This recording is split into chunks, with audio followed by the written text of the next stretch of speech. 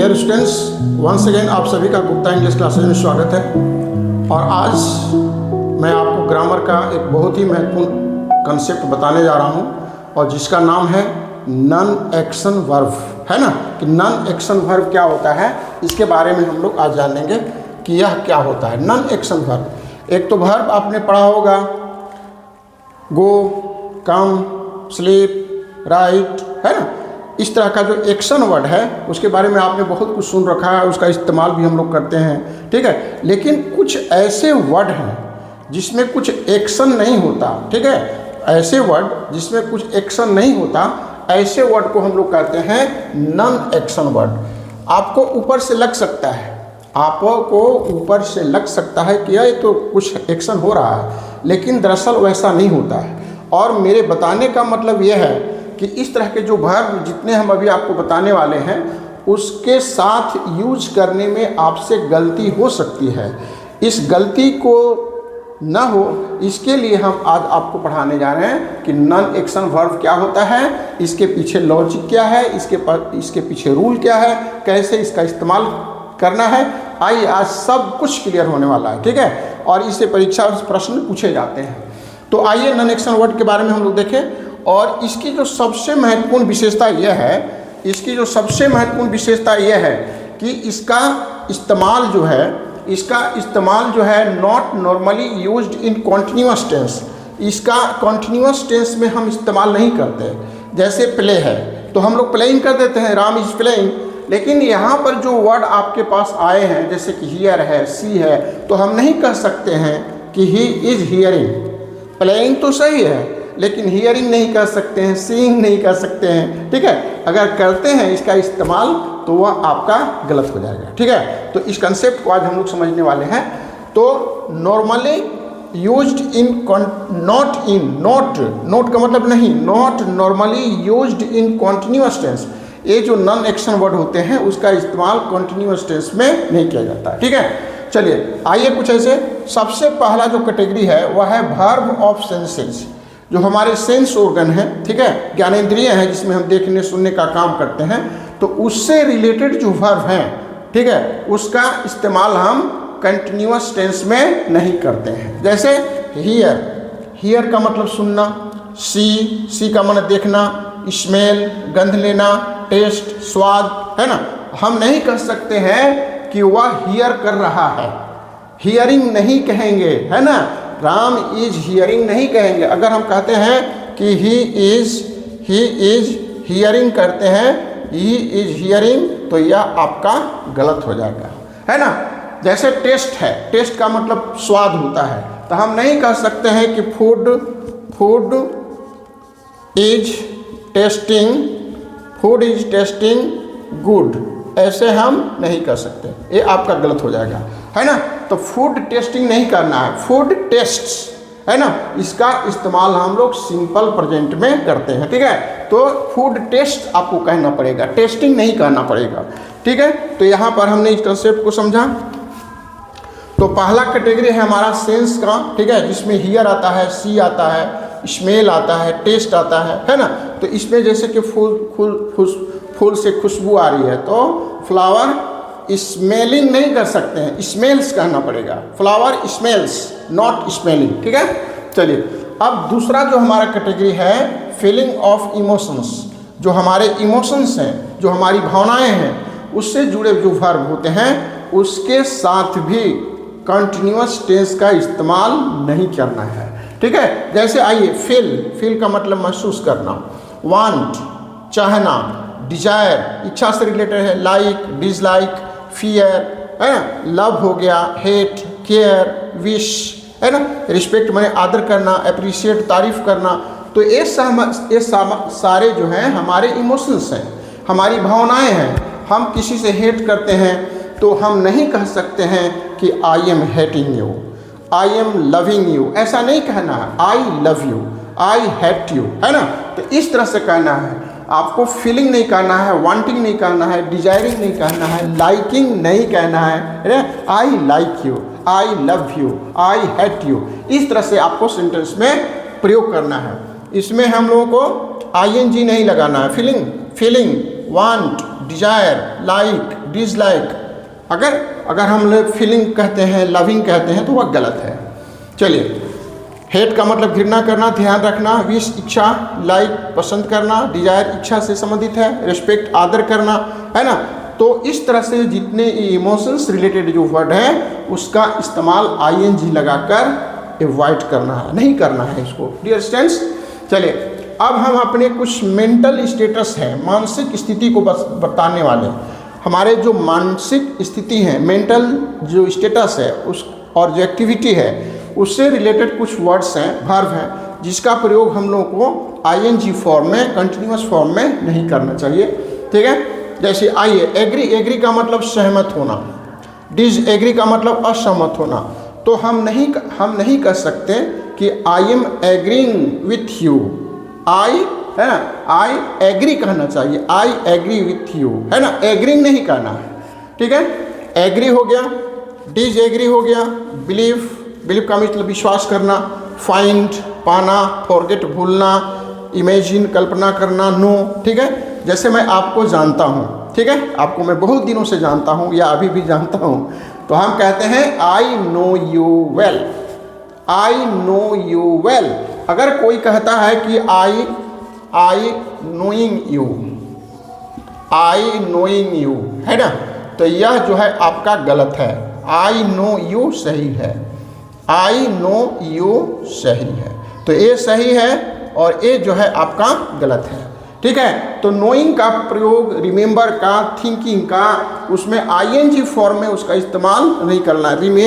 Remember में देखिए remember, ठीक है, रिमेंबर, ठीक है, रिमेंबर, थिंक, ठीक है, तो इसमें भी जो है आपको क्या करना है, ing फॉर्म का इस्तेमाल नहीं करना। थिंक का मतलब सोचना, अब भाई सोचना है तो सोचिए, लेकिन आप नहीं कह सकते I am thinking, I think, मैं ऐसा सोचता हूँ, आपको ऐसे कहना है।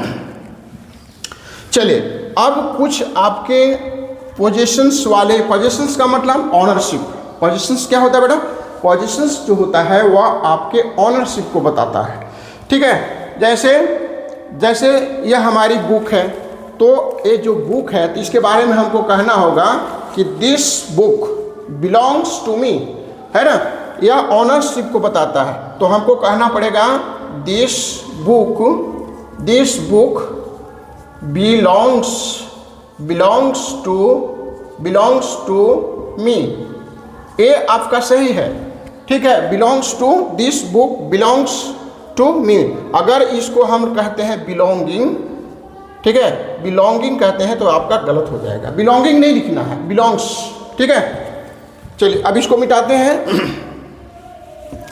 इसी तरह से पोजीशन, जिससे आपका ये ऑनरशिप के बारे में बताता है, ऑनरशिप, जिस पर आपका कोई स्वामित्व होता है, तो बिलोंग, ऑन, पजेस, है ना, तो इसमें भी आपको ing फॉर्म नहीं करना है। ठीक है, इसको हमको जब भी इस्तेमाल करना है तो सिंपल प्रेजेंट का इस्तेमाल करना है। ठीक है, इसको आप समझ गए। चलिए, अब इसके अलावे कुछ और खुदरा वर्ब हैं। ठीक है, जैसे कि सिम हो गया, सिम का मतलब मालूम पड़ना, सिम का मतलब मालूम पड़ना, अपीयर सामने आना, कोस्ट, है ना, मूल्य से रिलेटेड है, कंसिस्ट, इस किताब में इतने पन्ने हैं, कंसिस्ट, तक कंसिस्टिंग नहीं कहना है, कंसिस्ट कहना है, कंटेंट भी नहीं कहना है, रिजेंबल, है ना, रिजेंबल का मतलब उसका फिगर उससे सामने मिलता जुलता है, तो उसको कहते हैं रिजेंबल। तो इस तरह से इस पूरे जो नेटवर्क का पूरा मतलब ये हमारा है कि सम में हम ये कह सकते हैं कि जितने वर्ब का जिक्र अभी हमने किया, इनका इस्तेमाल हमको कंटिन्यूअस फॉर्म में नहीं करना है। जब भी करना है इसको सिंपल जो प्रेजेंट का स्ट्रक्चर है उसमें आप लगा करके इसको इस्तेमाल करें। एक बार फिर से दोहरा लेते हैं। Verb of senses, hear, sense, smell, taste. Feeling of emotions, feel, want, desire, like, dislike, fear, love, hate, care, wish, respect, appreciate. ऐसे वर्ड को बार बार पढ़कर, बार बार लिखकर इसके कंसेप्ट को हमको समझ लेना है। और परीक्षा में हमसे अक्सर इस तरह की गलती हो जाती है। आईएनजी फॉर्म लगा करते हैं। आईएनजी का होता है बहुत एक्सेप्शन में होता है, इसलिए फिलहाल अभी आपको मान के चलिए कि हमको इसमें आईएनजी का फॉर्म का इस्तेमाल नहीं करना है। ठीक है, चलिए और कुछ देखते हैं। एग्री हो गया, डिसएग्री हो गया। एग्री का मतलब सहमत होना, डिसएग्री का मतलब सहमत नहीं होना। ठीक है, बिलीव विश्वास करना, फाइंड पाना, फॉरगेट भूलना, इमेजिन। अब फॉरगेट है, हम नहीं कह सकते हैं I am forgetting, I forget you, है ना। Think, remember, I am remembering नहीं, आई रिमेंबर। ओके, तो इसी तरह से ये जो पोजेशंस वाले हैं, जैसे बिलोंग हो गया, ऑनर हो गया, पोजेसिस हो गया, ठीक है, एपियर हो गया, कॉस्ट, कॉन्सिस्ट, कंटेंट। चाहिए दो चार कुछ सेंटेंस कुछ और देख लेते हैं, सेंटेंस से थोड़ा और क्लियर हो जाएगा।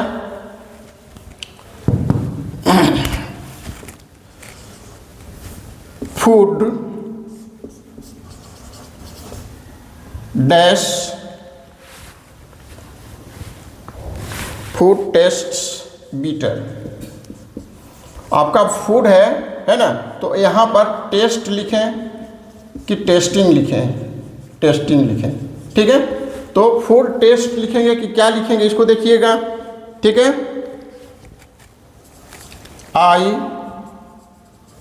आई that you have resigned from the post. अब यहाँ पर हियर है और हियरिंग है। अभी दो एग्जाम्पल लेते हैं। ठीक है, तो एक एग्जाम्पल हो गया, एक तो हो गया। फूड है बीटर, तो इसका स्वाद कैसा है, बीटर है, कड़वा है। तो आपको यहाँ पर क्या लिखना पड़ेगा, फूड टेस्ट बीटर। आपको टेस्टिंग नहीं करना, ये आपको लगाना है टेस्ट्स, है ना। और यहाँ पर क्या लगाना है, मैंने सुना that I hear that you have resigned from the post. हमने सुना है कि तुमने पद से इस्तीफा दे दिया है, तो लिखेंगे आई हियर, लिखेंगे आई हियर दैट, आई हियर होगा और हियरिंग जो है नहीं होगा। ठीक है, आगे देखिए, आई डैश अ पेन। अब देखिए यहाँ पर वांट लिखेंगे कि वांटिंग लिखेंगे। ठीक है, यहाँ पर देखिए I dash a pen, want लिखेंगे कि वांटिंग लिखेंगे। ठीक है, तो इसको अभी हम पहले ऊपर अच्छी चर्चा किया है, तो यहाँ पर आपको लिखना पड़ेगा वांट। वांटिंग जो है गलत है, वांट, है ना। तो इसको कहते हैं non action word. I dash we must go. ठीक है, अब यहाँ पर थिंक है और थिंकिंग है। ठीक है, अब हम सोचते हैं कि अब हम लोग को चलना चाहिए, तो यहाँ पर थिंक लिखेंगे कि थिंकिंग लिखेंगे। ठीक है, तो हम बेशक यहाँ पर ऐसी गलती करने वाले नहीं हैं, हम उसमें लिखेंगे थिंक। ठीक है, तो इस तरह से चलिए एक दो एग्जाम्पल और देखते हैं, क्लियर हो जाएगा।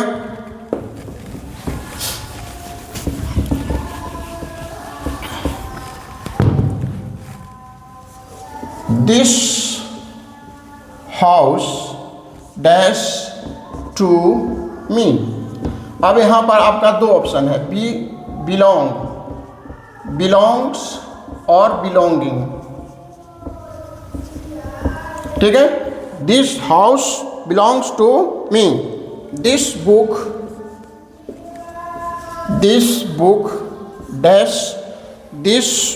Dash pictures. अब इसमें लिखेंगे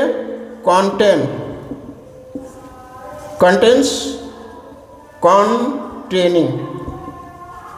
ठीक है, तो इस दो क्वेश्चन को और हम लोग कर लेते हैं। दिस हाउस बिलोंगिंग लिखेंगे कि बिलोंग लिखेंगे। तो हमारे बच्चे आप काफ़ी समझदार हो गए हैं, समझ गए हैं, इसमें गलती नहीं करेंगे और सीधे आप लिखेंगे आंख मूंद करके, this house belongs to me लिखेंगे। इसमें बिलोंगिंग कभी नहीं हो सकता, हमारे बच्चे ऐसी गलती नहीं करेंगे। है ना। अब इस तरह से इस बुक में काफ़ी तस्वीरें हैं, इस बुक में काफ़ी तस्वीरें हैं, तो इसमें लिखेंगे कंटेंट्स। क्या लिखेंगे इसमें बेटा? कंटेंट्स लिखेंगे, ठीक है।